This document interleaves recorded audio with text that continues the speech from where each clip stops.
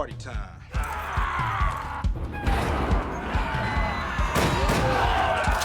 Avant-dernier film du réalisateur culte John Carpenter est basé sur une histoire écrite par le maître Hilary Sulkis qui avait aidé Big John de manière officieuse sur le village des damnés. Ghost of Mars, c'est soit on aime, soit on déteste.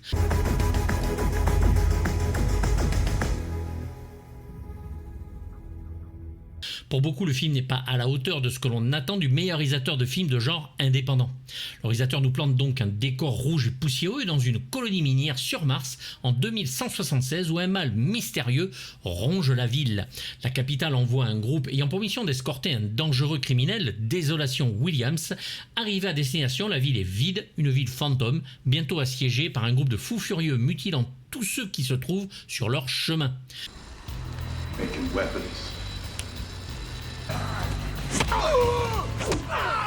C'est donc encore une fois avec un huis clos et un western galactique que Big John revient et réutilise même certaines idées de ses films précédents, Assaut, Fog, Prince des Ténèbres, Los Angeles 2013 et plein d'autres, dont j'ai parlé bien sûr évidemment dans mes anciennes vidéos et en sont les principales références.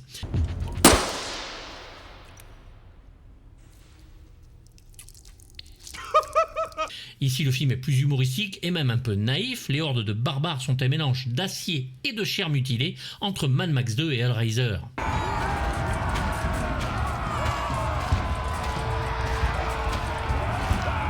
Quelques défauts de rythme ont un effet négatif sur la vision de l'époque. En effet, en 2001, du Seigneur des Anneaux et du Matrix change la donne et le côté artisanal du réalisateur paraît passer de mode. Les affrontements sont un petit peu mous et rébarbatifs parfois et de l'aveu même du réalisateur, il a fait l'erreur de donner à ces fameux tueurs un dialecte qui ne fonctionne pas.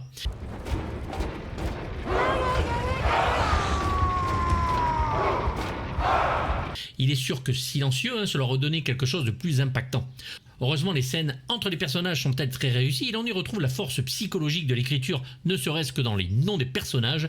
Désolation Williams, Jericho Butler, Helena Braddock ou le méchant Big Daddy Mars. Ici, l'idée géniale et principale du film sont que les héros sont des héroïnes, les femmes dominent le monde, c'est une société matriarcale et le réalisateur n'hésite pas à rester ambigu ou pas, sur les relations entre les personnages. Les hommes sont eux des caricatures héroïques de machos sexistes, bref simplistes, mais drôles. I need you, straight Melanie. As straight as they come. Such a shame. Toujours aidé au montage par son comparse Paul Warszyska, il tire son épingle du jeu en jouant sur les flashbacks et une narration originale en forme de puzzle avec une maîtrise sans pareil. De quoi dérouter le spectateur des années 2000 quand même, et son idée des histoires pré-mâchées. 3 ans après son vampire qui nous avait scotché en dépoussiérant le mythe, il va faire ici de même, travailler sur la contamination et le huis clos assiégé contre des forces maléfiques. Un film peut-être imparfait, aux idées géniales, mais la critique de genre, elle, est dithyrambique, c'est le spectateur qui ne viendra pas. What happened at Shining Canyon? Last Friday at 1750, we were slamming through a dust storm.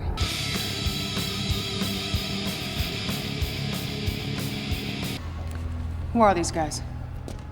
Found them hiding up in the mine shed. C'est la première fois donc que le réalisateur va utiliser une histoire racontée en flashback, ce qui n'est pas une mauvaise idée en soi, mais nous démontre d'entrée que l'héroïne, elle, ne risque rien puisqu'elle s'en est sortie. Malheureusement, à chaque retour en arrière, l'on a droit à 2 minutes de scène déjà vue, ce qui est un petit peu redondant. Ça passe, mais c'est limite sur un film de 98 minutes. Mélangé avec un fond de western plus appuyé que d'habitude, où canyon, désert, la fameuse ville fantôme, le train et les colons qui s'installent en réveillant la colère des esprits, comprenez ici les Indiens, enfermés sur leur terre. Bon, ben c'est du western assumé. Entre Assaut, où un commissariat était assiégé, ici c'est une prison, les deux étant les remparts contre le mal, où la loi travaille. You need us, and we need you. We've all seen what's going on out there, and none of us is going to survive if we don't stick together. Comme Assaut, prisonniers et hommes et femmes de loi vont devoir apprendre à travailler ensemble pour s'en sortir. La prison, lieu d'aide sociale donc, belle folie du maître transgressive et drôle pour pouvoir survivre. L'héroïne et Désolation Williams vont se méfier l'un de l'autre, puis la complicité va s'installer pour devenir l'intrigue principale entre les personnages. Comme d'habitude, là aussi, bien, mal, ordre et chaos vont s'affronter avec un scope et une photo superbe, encore de Garib et Kibé et une musique métal des plus réjouissantes. Come on, you mindless motherfuckers!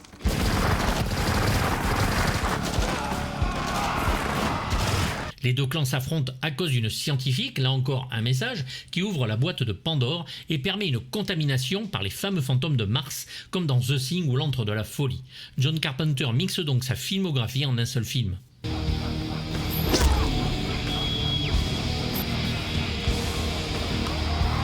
Œuvre d'action pour certains presque ratée, mais film de science-fiction extrêmement réussi avec en fond une héroïne badass et sexy en diable et une société donc matriarcale que l'on n'attendait pas, peut-être la meilleure idée du film, et où les relations hommes-femmes est complètement inversée, une version jubilatoire mais qui pourrait en avoir rebuté certains.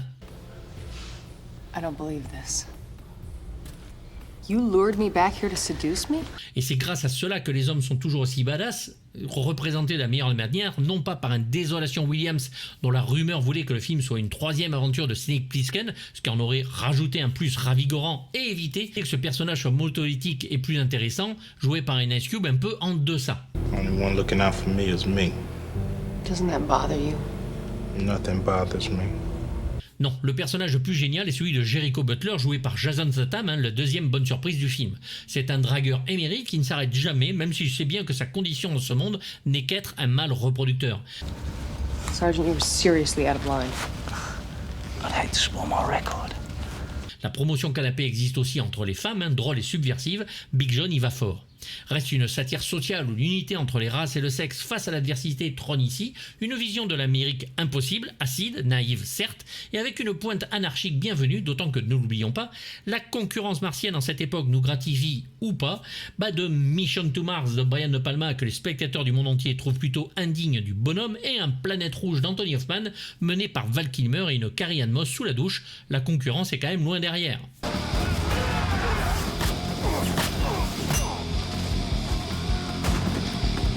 La série B chez Carpenter est une deuxième peau, mais ici elle est clairement devant le propos, même si sa verve politiquement incorrecte reste intacte. So we got the idea that what we could do is use biodegradable food dye and basically dye the whole mine. And we wound up repainting every night because it was also monsoon season, which meant we got rained on every single night with thunder and lightning. Le film va être tourné à New Mexico comme Vampire, sur un plateau gigantesque pour la ville de Chryse, puis un désert et des rochers seront repeints en rouge sur 22 hectares.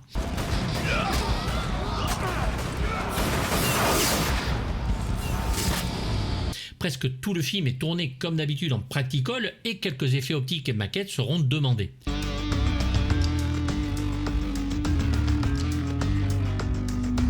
C'est la société KNB avec qui John travaille souvent, comme sur Vampire, qui va s'occuper des dégueulasseries de maquillage du film, réussi comme souvent. L'on peut même voir Greg Nicotero, un des concepteurs de maquillage, enfin sa tête, coupée au bout d'une pique.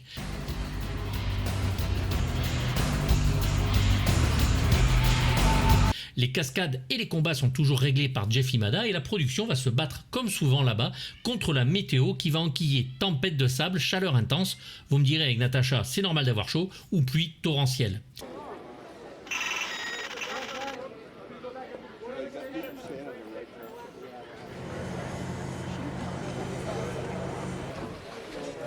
Blackjack game going. That's good. Now let's hit this wire back here. Yeah, Lonnie. The window out again to match the other night. So the actor's right there. So if you throw anything, it's going to hit the actors. You guys aren't supposed to throw any weapons or hit the windows or anything. You can still stay distance away from the vehicle like you have been. Toute sa vie, Carpenter reprend les formules du western pour en faire des films. Ici, il ne se cache pas.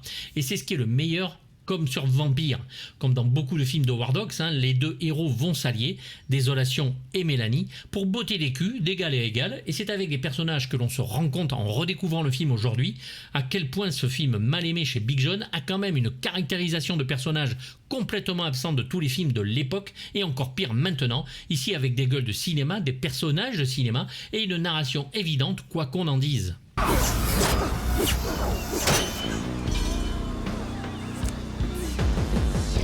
C'est tellement rare déjà en 2001 d'avoir une mise en place d'une demi-heure et en plus une première scène d'action qui ne va arriver qu'au bout d'une heure. Faut quand même avoir des couilles, mais bien sûr ça ne paye pas. Et oui, qui se laisse guider déjà à l'époque tout en devant travailler un peu son fond de cervelet pour y trouver un sous-entendu, peu de gens. Welcome to Mars. Pour Carpenter, Mars est le nouvel ouest du western américain, en science-fiction bien sûr, anti-blockbuster, et il sait très bien que le cynisme des spectateurs ne peut pas apprécier son film. Let's just kick some ass. It's what we do best. Mais il tient bon la route, comme il le dit, je m'en fous. John Carpenter et sa productrice de femmes Sandy King vont négocier avec la Columbia pour un budget de 30 millions de dollars, une somme quand même rondelette, mais qui ne rapportera que 17 millions au box-office mondial. Un bid donc absolu, notamment aux États-Unis, avec seulement 8 700 000 dollars, et en France, 409 000 entrées. Bon, ce qui rassure, c'est que les bids de Big John font toujours un gros carton en vidéo, peu de peur pour rembourser le film, mais il faudra 10 ans à John Carpenter pour s'en remettre, et encore pas complètement. Pour lui, le cinéma c'est fini, bien qu'en interview il dit s'en foutre. Police officer, anybody there?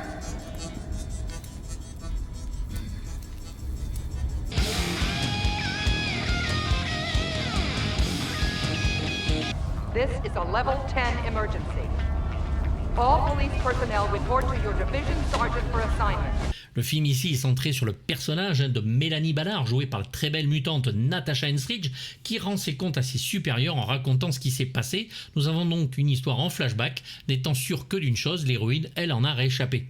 Dans cet univers même entre femmes, on n'échappe pas au harcèlement sexuel, que le commandant Braddock n'hésite pas à lui faire comprendre que ce serait un mieux pour elle et son avancement. Couldn't help but notice that charming little scene with the Queen Bee. She figures if I want to make captain, I'll have to pay the price. Mélanie est loin des personnages féminins des films d'horreur de Big John, mais plus proche de certaines héroïnes, comme Adrienne Barbeau, que ce soit dans The Fog ou New York 1997, ou la Laurie Zimmer de Assaut. Courtney Love est d'abord engagée pour le rôle, mais va quitter le tournage une semaine avant le premier tour de manivelle, s'étant, paraît-il, foulé la cheville, mais les rumeurs sur la mésentente de l'actrice et du réalisateur lors des répétitions sont beaucoup plus plausibles. Une première pour John Carpenter qui s'estime extrêmement quand même chanceux d'avoir trouvé Natasha Henstridge, une Mélanie parfaite, après que les noms de Famke Janssen, Franka Potente ou Michelle Yeoh circulent vite. Look, even if we get back to Chrysy, those things will just keep coming. Natasha Henstridge, elle, est heureuse d'être choisie et elle cherche son premier rôle depuis très longtemps pour un film et pense pouvoir lancer sa carrière. Mélanie a la vie sauve parce qu'elle consomme de la drogue, autre idée subversive, et Carpenter s'en défendra en expliquant qu'il est un homme des années 60. Pour lui, où est l'immoralité sinon dans le jugement des autres? Confère 2023. It's a stash. This will mess with anything in there. Natasha Henstridge a été vue dans La Mutante de Roger Donaldson, où sa plastique va nous calmer littéralement pendant de nombreuses, encore aujourd'hui. Risque maximum de Ringo Lam, La Mutante 2 de Peter Medak, et c'est Françoise Cadol qui officie ici sur sa voix française, qui travaille sur Sandra Bullock ou Angelina Jolie.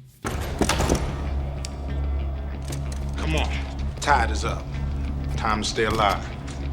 Désolation Williams, bordel, ça c'est du nom, et le personnage typique carpentérien, nihiliste comme on les aime, malgré un Ice Cube un peu en roue libre, comprenez où est son jeu d'acteur. Les noms des héros chez Big John, cela compte, mais il faut que l'acteur suive, et ce n'est clairement pas le cas ici.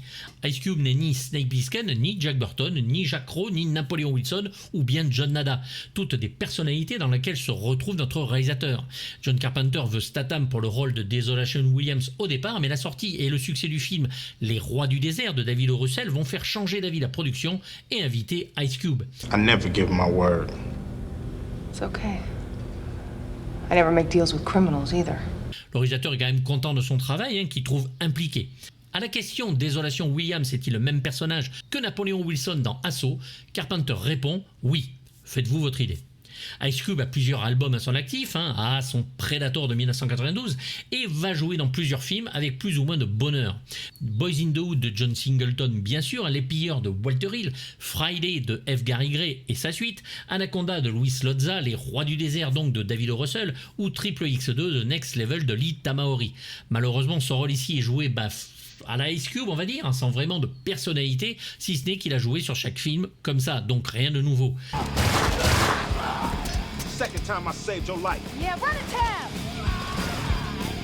Il assure par contre énormément dans l'action, on ne demande rien d'autre.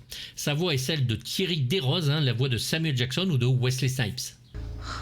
I've changed a few minds in my time. There's not many of us breeders around. Jericho Butler est joué parfaitement par un Jason Statham, drôle, jeune, macho et dragueur invétéré qui n'arrête pas de relancer la belle Mélanie avec des avances sexuelles répétitives et plutôt même pathétiques parfois, d'autant qu'elle est son supérieur hiérarchique. Il se définit lui-même comme un simple mâle reproducteur et reste le plus drôle du film. I thought there was going to be 3 cameras, one like this, one like this, one like this, and then one wide. Oh, okay. Thank you for letting it ride on this occasion. There'll be a lot of trouble if it doesn't, happen in the correct manner tomorrow. I couldn't believe it, I mean, I'm a big fan of John's films and always have been. So the fact that I was going to be, one of the stars in his movie, I went home smiling, Statham n'est plus à présenter depuis ses films avec Guy Ritchie et de nombreux films d'action, des transporteurs aux hypertension et les Expendables, Fast and Furious, Parker, Mécanique, The Meg et tant d'autres. Philippe Vincent est sur sa voix, comme sur Kevin Bacon ou Val Kilmer.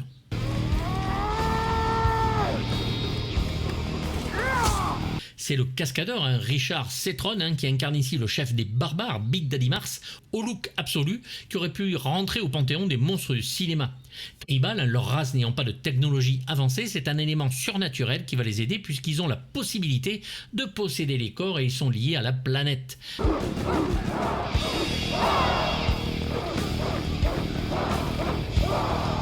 Big Daddy reste mémorable par son look très Alice Cooper, Marilyn Manson aussi, et incarne par son look donc la colère à l'état barbare. Helena. Hey.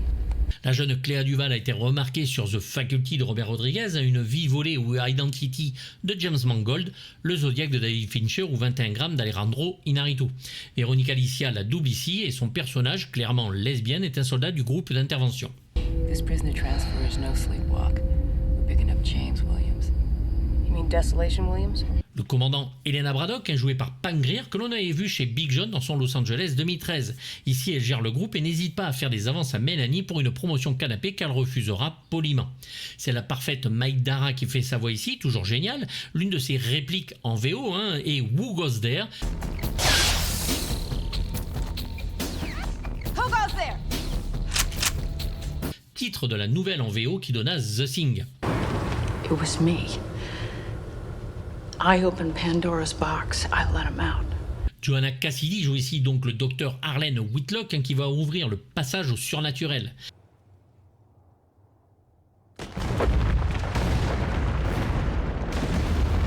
Actrice géniale des années 80 que l'on a vu dans Le flic ricanant de Stuart Rosenberg, Blade Runner de Ridley Scott, en Zora, stripteaseuse de métier et réplicante abattue par des cardes à travers des vitrines, Under Fire de Roger Spottiswoode aux côtés de Nick Nolte et Jan Ackman, Le 4e protocole de John Mackenzie, Qui veut la peau de Roger Rabbit de Robert Zemeckis ou Opération Crépuscule d'Andrew Davis. They ready for us? This storm is really kicking up a mess. I can't get through to the tower. Bien sûr, nous avons Peter Jason, habitué de chez Big John, qui joue Maxime, le conducteur de train dans le film. Il nous avait manqué dans Vampire. Here's your coffee, Mr. McSims. 3 sugars and 2 whites, just the way you like it. You want some? No, thanks. Robert Carradine en Rodal, qui conduit aussi le train. Rappelez-vous, c'est le tueur de Body Bags et le skinhead de Los Angeles 2013 de Big John. After we dynamited the mountain, we discovered an entrance. Et Rex Lynn en Yared, dont j'ai parlé dans mes vidéos sur Cliffhanger, qui n'a même pas une ligne de dialogue. À se demander s'il n'y a pas d'ailleurs de nombreuses scènes coupées.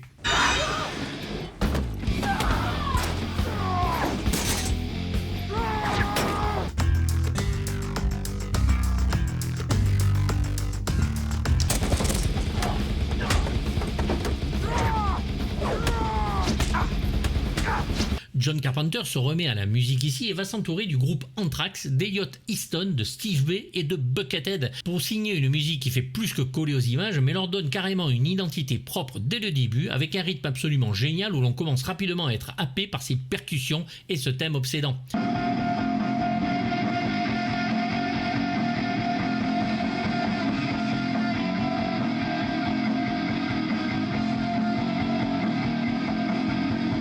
Le choix du métal vient bien sûr du look de son bad guy et Carpenter va découvrir le logiciel Pro Tools pour nous donner une musique très carpenterienne ma foi comme son film intègre, même si sur l'album de Varese Araban nous n'avons pas les versions film mais un album qui donne la part belle aux guitares les plus abouties.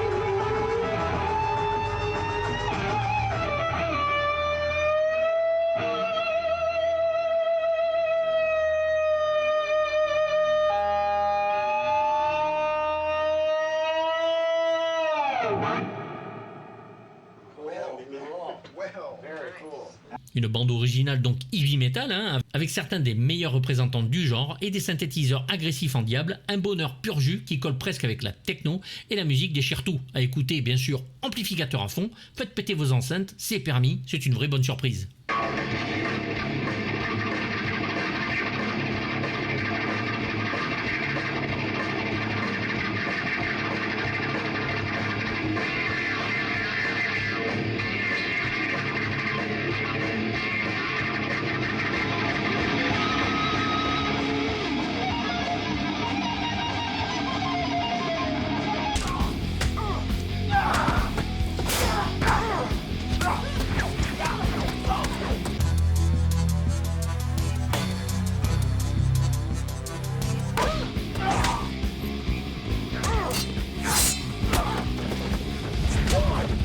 Pur western jouissif où le cow-boy ici est une blonde, ça fait du bien et l'on passe aisément sur les quelques défauts de choix artistiques pour s'installer sur une pure série B qui fait du bien, presque effrayante mais osée, splendide au niveau de la photo, drôle, c'est étonnant, mais le revoir après de longues années d'abstinence tel que c'était mon cas, et après avoir ingurgité un cinéma d'aujourd'hui indigent, il est étonnant de voir que le film gagne en vieillissant une réhabilitation à laquelle je ne m'attendais pas aussi forte.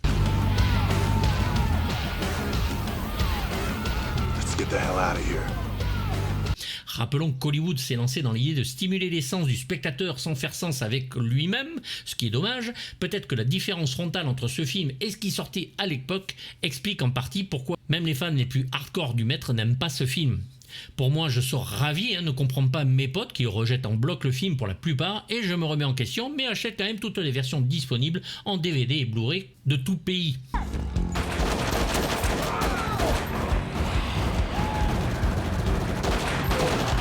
Fan de Planète Interdite, Carpenter va mettre 20 ans à faire son film sur Mars et c'est son premier d'ailleurs vrai film de science-fiction ne se passant pas sur Terre. Tout Carpenter est là, tout, aucune raison de bouder son plaisir donc, et de découvrir ou redécouvrir, si vous ne l'avez pas aimé à l'époque, un rythme quand même souvent soutenu et une envie de bien faire, je n'ai pas besoin de dire quoi que ce soit d'autre. Pour moi c'est un 5,5 sur 6, j'ai même envie de lui foutre un 6, parce que, bordel, est-ce que j'ai besoin d'être objectif quand c'est John Carpenter? Eh bien non! Donc c'est 6 sur 6, et puis c'est tout.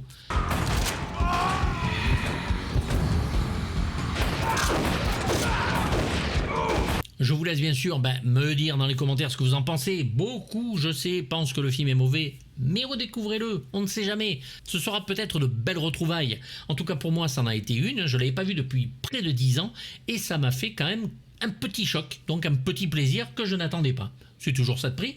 Voilà, n'hésitez pas donc à en parler. Je vous réponds. À bientôt pour du lourd. Abonnez-vous, la petite cloche, c'est gratuit. Bye bye. See you later, you big motherfucker.